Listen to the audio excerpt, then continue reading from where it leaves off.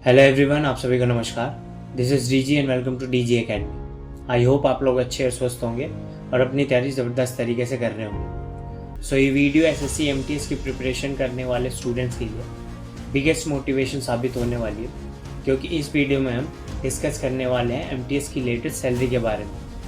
किसी भी एग्ज़ाम की प्रिपरेशन के लिए उसका सबसे बड़ा फैक्टर होता है सैलरी, और सिर्फ सैलरी ही नहीं, उसके अलावा जो भी एक एमटीएस को अलाउंसेस और पर्क्स मिलते हैं और अन्य सुविधाएं मिलती हैं, उसके बारे में जानने वाले हैं। तो चलिए शुरू करते हैं। सबसे पहले तो मैं बता दूं कि एमटीएस यानी मल्टीटास्किंग स्टाफ, जो कि एक ग्रुप सी लेवल की नॉन गैजेटेड पोस्ट है, जिसका पे लेवल 1 होता है 7th सीपीसी के अकॉर्डिंग, और जिसका बेसिक पे 18,000 है। तो ये है जून 2025 की सैलरी स्लिप, जो कि एक मेरे फ्रेंड की है और वो दिल्ली में एज एन एमटीएस वर्किंग है।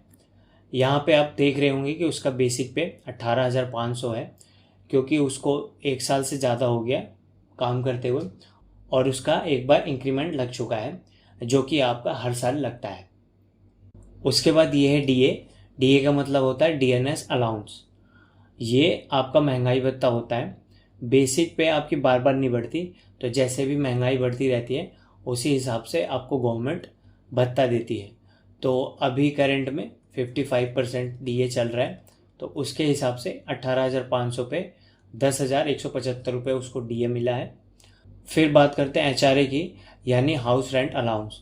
तो अगर आप सरकारी नौकरी करते हैं तो आपको सरकार रहने के लिए घर देती है, और अगर आप वो घर नहीं लेते हो तो आपको उसकी जगह एचआरए मिलता है, और इस टाइम एचआरए आपका 30% चल रहा है, तो वो आपका अब 5550 रुपये हो गया। फिर आपका ये है टीपीटी अलाउंस, यानी ट्रांसपोर्ट अलाउंस। जो आपके आने जाने का खर्चा है वो ट्रांसपोर्ट अलाउंस के अंडर मिलता है। तो ये अभी है 2,093 रुपये। तो ये सभी मिला के आपका जो टोटल इमोल्यूमेंट बनता है, यानी आपकी ग्रॉस सैलरी जो बनती है वो बनती है 36,318 रुपये। उसके बाद आपकी कुछ रिकवरीज यानी कटौतियाँ होती हैं, जैसे CGE-GIS। ये एक इंश्योरेंस स्कीम है जो कि आपकी और आपकी फैमिली को फाइनेंशियल स्टेबिलिटी देती है, आप जब जॉब कर रहे होंगे और उसके बाद रिटायरमेंट के बाद। ये आपका मंथली 30 रुपये कटता है। उसके बाद एम्प्लॉय टियर 1, ये आपका एनपीएस का कंट्रीब्यूशन होता है, नेशनल पेंशन स्कीम या यूपीएस, यूनिफाइड पेंशन स्कीम। इसमें आपका 2868 रुपये कटता है। फिर आपका आता है CGHS, मतलब सेंट्रल गवर्नमेंट हेल्थ स्कीम। इसमें आपकी और आपकी फैमिली मेम्बर्स की हेल्थ के बारे में हेल्थ चेकअप आप करवा सकते हो किसी भी इम्पैनल्ड हॉस्पिटल से। तो ये आपका 250 रुपये कटता है। ये सभी रिकवरीज मिला के 3,148 रुपये बनती है, और इसको जब आप ग्रॉस सैलरी से माइनस कर देते हो तो आपका नेट पे 33,170 रुपये बनता है। तो ये 1 साल के बाद एमटीएस की सैलरी है। तो ये आपकी कैश इन हैंड सैलरी बनेगी, जो कि 33,170 रुपये होगी। तो अगर आप जुलाई 2025 में as a new MTS join करोगे तो आपकी सैलरी कितनी होगी वो अब देख लेते हैं। तो अगर आप ज्वाइन करते हो एज एन एमटीएस अभी, तो आपकी बेसिक जो होगी वो 18,000 रुपये होगी। उस पर जो डीए आपका डीएनएस अलाउंस अभी 55% है, ये जनवरी 2025 से लागू हुआ है, तो उस पर 55% आपका डीए बनेगा 9900 रुपये। और ये अब जुलाई, जैसे अभी जुलाई चल रहा है, तो जुलाई में भी बढ़ने वाला है। जनरली देखा जाए तो साल में 2 से 3 बार ये आपका बढ़ता है। उसके बाद एचआरए की बात करें तो हाउस रेंट अलाउंस, ये आपका अभी मिलेगा 30% एक्स सिटीज़ में। इंडिया में सिटीज़ को 3 टायर में डिवाइड किया हुआ है, एक्स सिटीज़, वाई सिटीज़ और जेड सिटीज़। एक्स सिटीज़ में आपके बड़े शहर जैसे दिल्ली, कोलकाता, मुंबई, बेंगलोर, ये सब सिटीज़ मेट्रोपॉलिटन शहर आ जाते हैं, जो कि टियर 1 में माने जाते हैं। वाई सिटीज़ में आपका लखनऊ, जयपुर और चंडीगढ़ आता है, और जेड सिटीज़ में आपका आगरा, वाराणसी, पटना, देहरादून, ग्वालियर, ये सभी सिटीज़ आती हैं। तो एक्स सिटीज़ में आपको एचआरए 30% मिलता है, वाई सिटीज़ में 20% मिलता है, और जेड सिटीज़ में 10% मिलता है।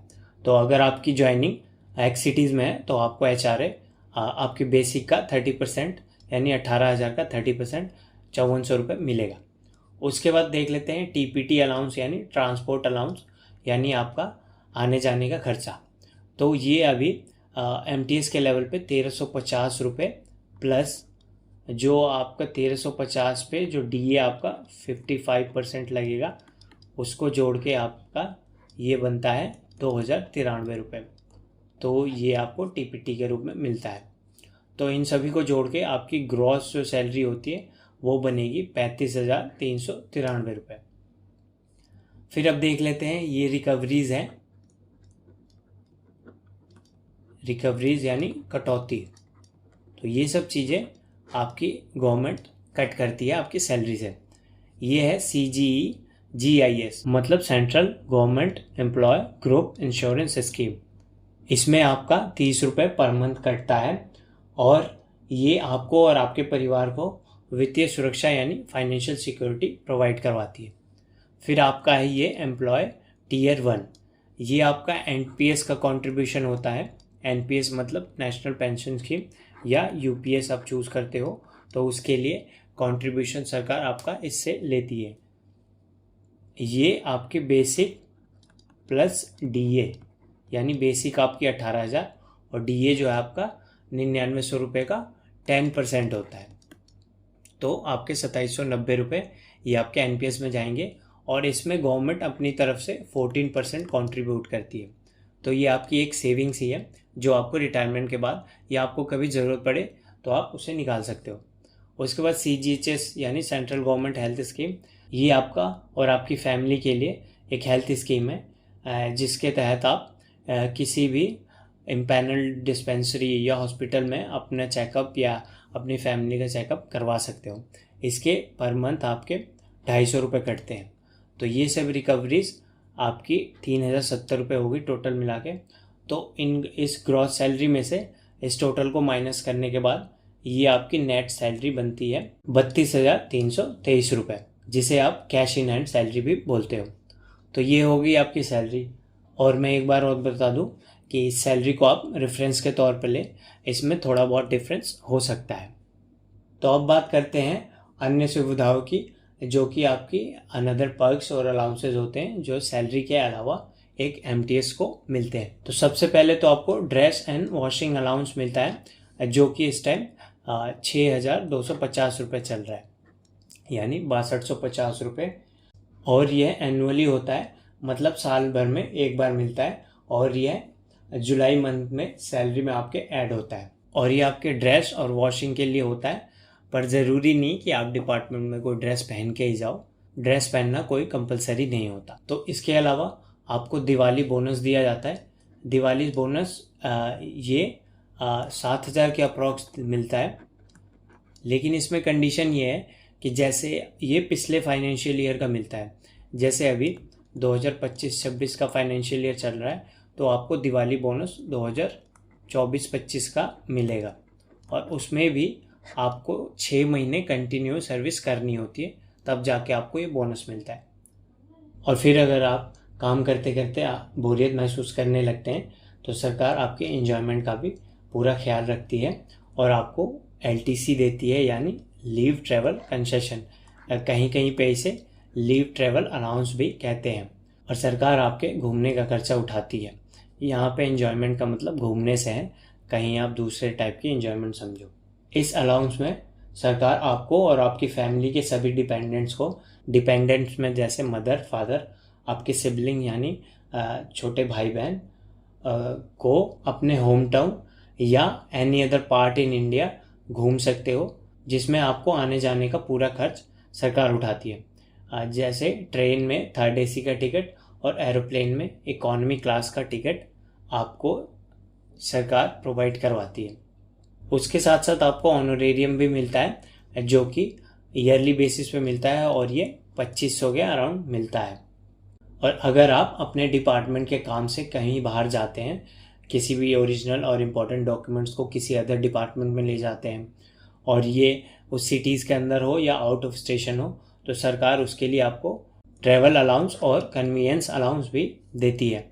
और अगर आप सरकारी नौकरी लग गई है तो शादी तो होनी ही है और उसके बाद आपके बच्चे भी होंगे, तो उनकी पढ़ाई का ध्यान भी सरकार पूरा रखती है और आपको हर साल चाइल्ड एजुकेशन अलाउंस के रूप में 33,750 रुपये पर चाइल्ड प्रोवाइड करवाती है जब तक आपका बच्चा 12th पास ना हो जाए। बट एक बात ये ध्यान रखने वाली है कि ये सिर्फ 2 चाइल्ड के लिए ही अलाउ होता है। तो कहीं सोचो आपकी सरकार तो बच्चों का ध्यान रख ही रही है, तो आप एक क्रिकेट टीम बना दो, तो इस बात का विशेष ध्यान रखें। और इसके अलावा अगर आपके बच्चे हॉस्टल में भी पढ़ते हैं तो उसके लिए सरकार 1 लाख तक का सब्सिडी प्रोवाइड करवाती है। तो ये सब अलाउंसेस आपको मिलते हैं एक MTS की पोस्ट पे। और उसके अलावा जो सोशल रेपुटेशन आपकी बनती है वो अलग। तो जो भी स्टूडेंट्स MTS के लिए प्रिपेयर कर रहे हैं वो अच्छे से मेहनत करें और अपना 100% दें ताकि आपका सिलेक्शन इस बार हो जाए। और माना कि MTS सबसे लोवेस्ट लेवल की जॉब है, बट ये तो आपके सरकारी करियर की शुरुआत है। एक बार सरकारी बाबू बन गए तो फिर आगे बढ़ने के कई सारे रास्ते अपने आप खुल जाएंगे। तो आई होप कि ये सब चीज़ें आपको समझ आई होंगी। और अगर आपको कोई भी डाउट हो तो कमेंट बॉक्स में ज़रूर लिखें। सो मिलते हैं नेक्स्ट वीडियो में, तब तक के लिए धन्यवाद।